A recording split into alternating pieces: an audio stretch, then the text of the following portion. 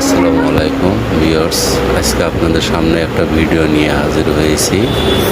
বাচ্চারা যখন বাসাতে তার অভিভাবক যখন নামাজ পড়ে, বাচ্চারা অভিভাবকদের সাথে অনেক কিছুই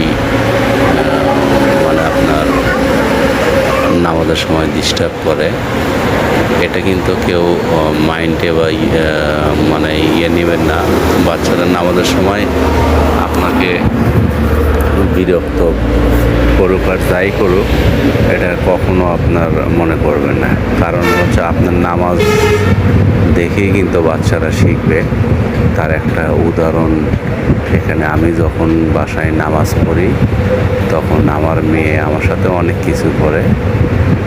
সে জায়নামাজের উপর শুয়ে পড়বে, আমার পিঠের উপর উঠবে, মাথার উপর উঠবে।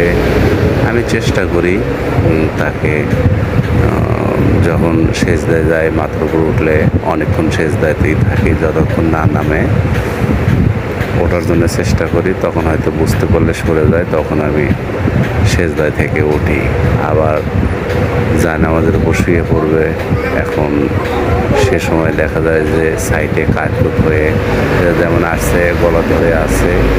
এইভাবেই সে আমার সাথে বাসায় নামাজ পড়তে দিলে এরকম ডিস্টার্ব করে।